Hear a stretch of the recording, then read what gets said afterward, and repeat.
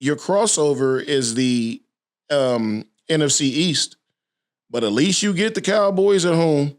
You play the NFC West, at least you get the Chiefs at home. Mm-hmm. So if you're going to have to play them, you got to win in your own building. If you can't win in your own building, how can you expect to go to Kansas City in the playoffs and beat them?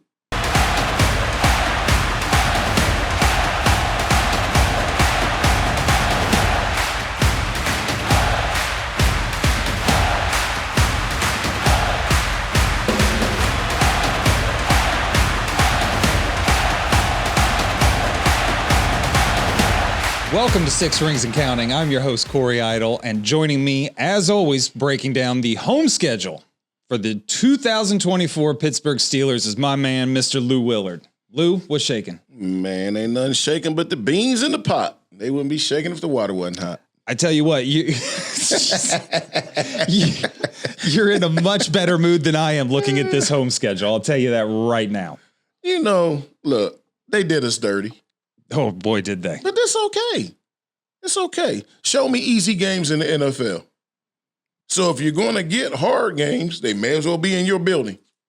Well, I think if anybody watched our last show, which was breaking down all the away games, the division we clearly want to play in is the AFC South. Well, yep, and Pittsburgh, that's what I told you, though.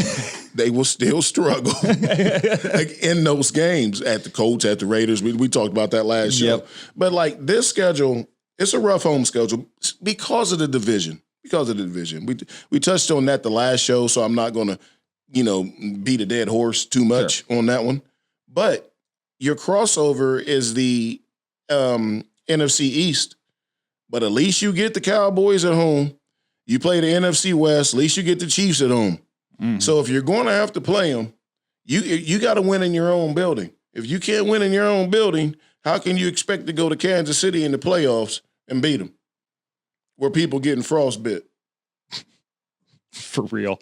So you brought it up. Let's go there first. We talked about the division a lot in the away games. I recommend you go watch that. We're essentially saying with the division, we'll probably beat Baltimore. We'll split with Bengals probably, as history has proven, and we'll definitely split with the Browns, as history has shown. Yeah. Moving on from there, we go right to the Chiefs. Yeah. And they got better. Their draft, they got better. They got faster. Now, Rashid Rice is in trouble again. Mm-hmm. He got arrested he got named in a potential assault. You hate to see that kind of stuff. Hope the young man can get his life together because that's way bigger than football or podcasts and all this other stuff that we do here. So you wish him the best, and I hope whoever was injured in that incident is okay. Yep. But, if he can get his act together, you put him with Hollywood Brown that they got, the kid they drafted out of Texas, the worthy kid. You gave that to Mahomes. Mm-hmm. He didn't need help. So, but at least you get him at home. Yep. And I think the last time they were in Pittsburgh, I was there and left at halftime because we was beating them 35-3. And the rains came. And I'm not sitting in the rain or the snow watching nobody kid play football. But nonetheless, you got to catch him. Andy Reid is arguably the best coach currently in the game. Mm-hmm. Because Bill's out, so I think it will go to Reid. And then you can get into Tomlin, Harbaugh, John Harbaugh, sure, and those guys. But this game is a game Kansas City doesn't have to win. Pittsburgh has to win. It's like when Kansas City goes to Cincinnati in the regular season. If they do this year, I don't know. We'll find out next week.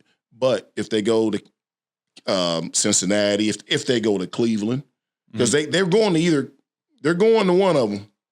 They're going to either Baltimore, Cleveland, Cincinnati. Wherever the Chiefs go, that team has to beat them if they want to be seriously considered. Because everybody in the AFC North has potential to reach the Super Bowl. Mm-hmm. Even the Browns, even though I joke on the show all the time, the Browns will Brown, that defense is going to keep them in every game, every single game. So you look at games like this because Pittsburgh's going to stub their toe at Atlanta or at the Colts or somewhere stupid like that. So if they can pick a game like this up and then prove to themselves that if you can beat the two-time defending champs, you are a legitimate contender, especially if you beat them convincingly. Sure. Beating them is fine, but if you beat them down, and beating the Chiefs down is like a double-digit win. Yes. Because they're going to give you everything they got. And they've solidified that defensive line. They drafted that kid and put him with Chris Jones. I said, man, how that league let this happen? What? Never mind. I'll tell you how the league let it happen. We had the X Factor, and his name is Omar Khan. Because if you ask me, that man built this team. I know we talk all the time about the division, and you got to win your division. You win the division, you get a chip in a chair, right? Yeah. You're in the playoffs, you get that home game, you got a shot. That's great. This team, this Steelers team, was built to play with this Chiefs team. They really they are. And the Steelers are built now to keep the ball. Yes. The one thing you heard me argue about all last year before we even started the podcast and all that was, man, every week the time of possession is brutal on the wrong side. How we only had a ball for 18 minutes and the game is 60 minutes long. This team is built to stop that. So the best way to stop Patrick Mahomes is make him stand over there and watch your offense play. The best way to stop Burrow, Lamar Jackson, they got Dak coming in, which we'll get to, Herbert coming in. I mean, this isn't Aaron Rodgers. I mean, this isn't going to be easy, but it's the NFL. It's not going to be easy. It shouldn't be easy. And I've said I wish all 32 teams had a really good quarterback. It looks like the ones that they do have in the league this year, Pittsburgh play them on. But nonetheless, this is a measuring stick game. Like being a homer, Steelers fan, like we are, we think we're ready. We think we have a shot at the Super Bowl. Like we know we're going to win a playoff game. Yeah. That's how confident we are. Like, you ain't won one since 2015, 14, 15, whatever. Now all of a sudden we know we're going to win a playoff game, home or away. But you want your measuring stick, it's the Chiefs. Yeah. I don't care if it's the first game, if it's the 14th game. Yep. That's your measuring stick. You want to see where you at, play them. Did it work out for Detroit on opening night? Everybody said, oh, Detroit looked good. Detroit might be for real. NFC Championship game. And should have won it. They blew it. But nonetheless, that's the same type of game that is for Steelers. Yes, and I believe the last time the Steelers won a playoff game, Tom Brady was the measuring stick. Yeah. Moving on, LA Chargers. We're in the middle of a bit of a rebuild here, right? You still got a great quarterback in Herbert, no question there. Yeah. With Harbaugh coming in, does this become an absolute slugfest, or did the Chargers just not have the horses to hang with us at home? I don't think they have the horses this year. They did pick up Joe offensive line. That's really going to help them out. They could pair him up with the kid they took a year or two ago from Northwestern. I don't think they're physical enough. That's going to change with Harbaugh. Yeah. And then he has the benefit of calling his brother to get all he needs on the Steelers. It's just the way it works. If my brother was, I don't have one, but if I had one and he was coaching and I'm playing your team and he plays you twice a year, hell yeah, I'm calling you. What are they going to do? And he's just going to, they're going to line up, punch you in the mouth. You got to hit them back. If you do, you got a game. If not, you're blowing out the stadium. But with this team, they revamped their receiving core. I don't even know who they all got on the receiving core now. I know you got rid of Mike Williams. You got rid of Keenan Allen. You got rid of Austin Eckler. So this is going to be a new look team. So this is a team that you want to catch them early because they're a new look team. Right. But you're also not afraid to catch them late because of the weather. They're coming out there. Beautiful stadium. SoFi is a beautiful stadium. Been there. But there's a team. That's a team. But you want to catch them before they jail. Sure. If they're going to jail this year, it's going to be interesting. But that's also one of the worst losses in the Steelers' history is losing that AFC Championship game to the Chargers, who went and got pounded by the 49ers in the Super Bowl. And then, you remember, probably last time Harbaugh was in the stadium was when he threw the Hail Mary for the Colts. And that the Colts almost caught. Well, we don't like Jim. We like John. We don't like Jim. No, this show is very much against We're very Jim. much anti-Jim Harbaugh. I'm anti-all Harbaugh. I'll put that on the record. I will put that on the record. But that's Hatfields and McCoys. Idols and Harbaughs go back way, way back. Idols and Harbaughs. Lot of history there. Here's the team that is the biggest head scratcher to me. And I don't mean just on our schedule. I mean the whole offseason. What direction is this team going? What are they going to do this year? And that is the so-called America's team. We know who America's real team is on this show. But America's team, the Dallas Cowboys. And I'm still way back on who voted for that. Right? I never got a ballot. So they ain't, I ain't never put a cowboy hat on my head. No. America's team, you know who America's team really is? The Green Bay Packers. That's the only team owned by the public. It's the Packers. Get out of here with this Jerry's world. But no, they're in limbo right now because of their quarterback situation. Because how they let him, and kudos to Dak. Kudos to Dak. He got a contract not only with the no trade clause, it has a no franchise tag clause. How did they let that happen? So you talk about a player having all the power, and now he's a $55 million cap hit. Yeah. And he's up for a contract. You got to pay him. Because guess who else is up? CeeDee Lamb, their best offensive player, and Micah Parsons. Yep. Arguably the best defensive player in the league. He's right there with TJ Watt and Myles Garrett. 100%. As far as defensive linemen goes. Those are your top three. Argue about the order all you want to. But they can't negotiate with them until they get his figured out. And they haven't got it figured out yet.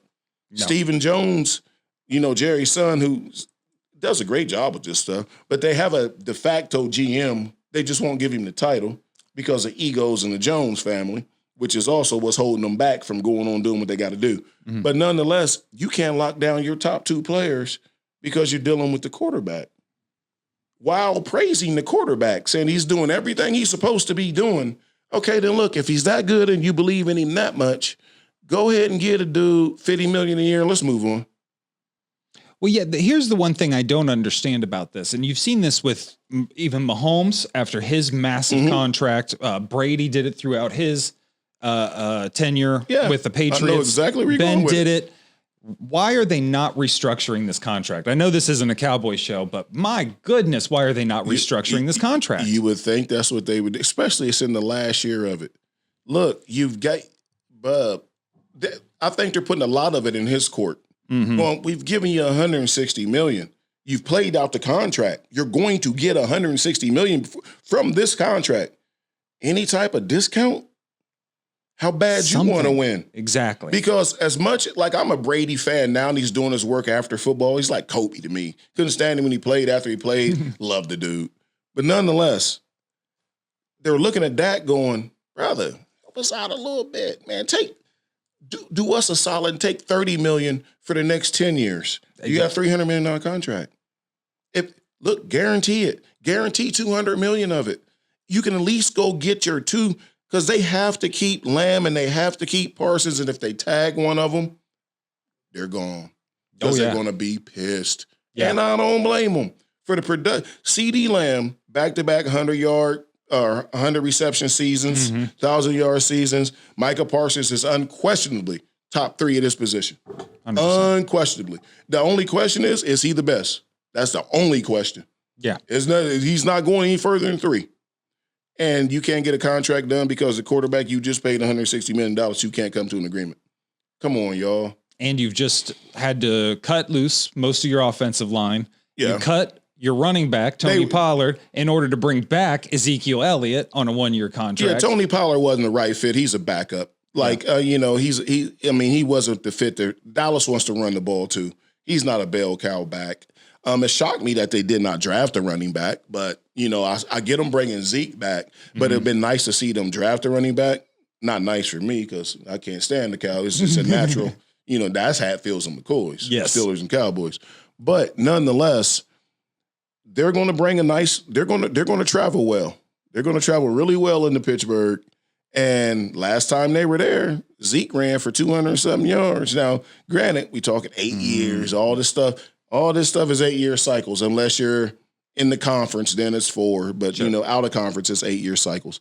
But this is going to be this is another game. This game is big for both of these teams because 100%. Dallas has to play Dallas trying to catch the Eagles. Pittsburgh is just trying to compete in this division. I know our team looks really good, But go look at the Browns, look at the Bengals, and look at the Ravens. If you looked at them all on paper, I would say the Bengals look the worst, but they arguably have the best quarterback. Right. But it's hard to say they do because you got Lamar with 2 MVPs and fresh off one. Yeah. And they and the Steelers have the 2 best coaches, even though Stefanski is pushing on that hard. So you got to win these games. The Steelers got the right games at home, and they need to win them. They really do. They really do. Here's one that scares me. It's weird. It scares me. It scares me. I know it scares you. It should scare Mike Tomlin based on history. The New York Football Giants are coming to Pittsburgh. You know what? And not to get too far ahead of ourselves, but the best thing about playing the Giants and the Jets both at home, the Steelers players don't have to pay those New York taxes to go play in that city. That's going to save them some money. You know what I mean? But they did pick up, they got Malik Neighbors, right? Mm-hmm. But who you going to run the ball now? They let Barkley walk to the Eagles, which we didn't even talk about. That was my oversight on the last show. I was too busy talking about the receivers and the quarterback. But now they got Barkley. But the Giants let him go. But I've been a big critic of the Giants because you took this kid. You want to call him a bust or say we don't know what he's going to do. The fans, but then the team gave him a $160 million contract. Being Daniel Jones. Yeah, being Daniel Jones. So I'm like, when they going to get him somebody to throw to? Well, they did this year for the first time. He's in his 4th year. You should have been drafting receivers the whole time. Yeah. Receivers and tackles. Tackles work out, go to guard. You build a line. You got to get the line right. And you got to give him somebody to throw to. So we'll see what they do. The only reason this game really scares me is because it shouldn't. Exactly. Pittsburgh should roll them. If they sandwich this in between, let's say, a Ravens home game. Ravens-Chiefs. Between the Ravens and the Chiefs, look out. Yep. Look out. Exactly. Look, I'm telling you right now, if y'all are gambling people, take the Giants and the points. If they sandwich it between the Ravens and the Chiefs, take the Giants and the points. It is going to be it'll be a brutal game. But, the Giants doesn't threaten you on defense a lot. They have Thibodeau. Or however you say his name, the kid out of Oregon. Mm-hmm. He's really coming into his own, on defensive line. But where's the stars? Yeah. It's like when I took my daughter to the Steelers Seattle game in Pittsburgh. Last time they came, Russell Wilson wasn't playing. And they came out the tunnel, and we just happened to be sitting right there in the aisle. I'm yelling at the players. Somebody hit me on the head, so I see some stars. Yeah. Pete Carroll laughed. Russell Wilson laughed. Players didn't think it was funny. But nonetheless, it's like how I look at the Giants. Like, where's this? You can't tell me Daniel Jones a star? Would you know him if he walked in here? You go, sir, we're recording. Please step out. Right. And it's Daniel Jones. I'm like, oh. But so you look at the rest of these teams coming in, let their quarterback walk in. You're gonna go, hey, we wouldn't, he begging us for an interview. Right. So that's what we would. We'd interview him. Wouldn't know. He's the only quarterback that Pittsburgh play at home. You wouldn't know if he walked in his door. 100% agree. Power. The Giants have always seemed to me, and by always I mean basically since the Bill Parcells years and Lawrence Taylor years, they seem to be like a small market baseball team. And I don't understand. But they have great ownership, though. Exactly. They do have great ownership. The Mara family is amazing. I just don't understand how they have not been able to figure it out since Bill Parcells left. I just don't get it. I mean, Eli has 2 Super Bowls, so but we don't talk about those. Yeah, well, you wouldn't. No. That's your boy Brady. Like Eli said it. Did you hear Eli say he would have went and roast Brady, but he didn't want to roast him 3 times? Mm-hmm. I held up 2 fingers and said 3 times. It's like, bruh, man, from the 5th floor. But y'all get it. But yeah, that was funny. But they have great ownership, and they've been successful. And even Eli did it. Who they have? Yeah, David Tyree catch on the back of his helmet. You had the kid that danced. I forget his name. Salsa, Victor Cruz. Yeah, Victor Cruz. You had the running back. So they did have some talent, and they had a good defense. But this team I don't see the stars on this team. No. And wrapping this up, we go with the Jets. Again, this is a team, if you just look at record, if you just look at last year, you're like, it's the Jets. We got this one, but this isn't. The Jets got a sneaky good defense. They're not even sneaky good. They're ballers. Good. Yeah, they're good. Breece Hall running back. You got Garrett Wilson at receiver as your number one receiver. And Aaron Rodgers is coming back with a new offensive line. They made some trades. They did some drafting. This Jets team's going to be sneaky good. They're not going to be sneaky good. They're going to be good. Oh. They're going to be good. And again, at least you get them at home. That's the only thing I like about this game. Only thing I like about this home schedule, you get these teams at home. Typically, you look at your home schedule and you go, okay, we know we have our division. It is what it is. We beat it. We've beat the horse long enough by how good it is. Mm-hmm. So, okay, but at least we get these other 4 teams in here. And you go, in this case, it's 5. I forget the one more game. And there you go, Mahomes, Herbert, Dak, Aaron Rodgers. We better figure out some road games that we can win. Because, I mean, typically you get a break somewhere. Yeah. There's no break. This home schedule, the Giants will be your break. That's it. The Giants will be your break. Maybe the Chargers. The Chargers are still going to be good. Yeah, exactly my point. They're still going to be good. I mean, they could easily finish second in that division. And they're going to beat the Chiefs once. Yeah. Because they do. They're going to beat them once. So this schedule is going to be rough. When you factor in the overall look of it, like I think Pittsburgh should go 7-2, 6-3 on the road. Last year we had the advantage of playing 9 at home and 8 away. Mm-hmm. This obviously flops this year, but this year you better go 1, 2, 3, 4. They better go 5-4 at home to have any shot at the playoffs. Ooh. This schedule was rough. No, it's brutal. It's often not the case when your easiest games are on the road. Like, we're going to be thankful we're going on the road to Washington and Indianapolis. I mean, this schedule, they could easily go 4-4 at home. Oh, it's just brutal. If they can pull out a 5-3, and then do this, because you're going to have to win 12 games to win that division. Yeah. Unless they just all pulverize each other and somebody wins 11. You go 11-6 and win it. You get one home game, then you're on the road the rest of the playoffs. Mm-hmm. But these teams are too good for that. You know, outside of this division, who do you look at besides the Chiefs? You got this division, the Chiefs and the Texans. Who else can win the Super Bowl in the AFC? You think Miami can?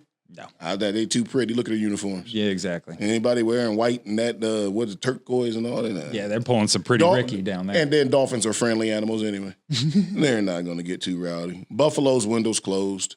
Oh, yeah, Buffalo's their windows closed. I mean, I'm probably forgetting somebody yell at us about, but that's okay. That's okay. But, yeah, this is if they can go 5-3 at home, I would love to see them go 6-2. And then, you know, you got to get that home. You got to win at home. Got to win at home. Outside of the Chiefs game, we can't. That's just too easy. And a real quick answer from you. Who's the scariest team on your home schedule? Do we eliminate division again? If we don't, it's the Browns. Okay. If you eliminate the division, it's the Cowboys. Because Cowboys are all in. They tied the coach to the quarterback to their 2 best players. This is it. They are all in. I mean, because like you said, outside of the Chiefs, because they're 17 teams, scariest game. Fair enough. And we got to wrap up because Daniel Jones is standing outside saying he needs to get the trash taken out. For Lou Willard, I'm Corey Idle. This is 6 Rings and Counting. Have a great one.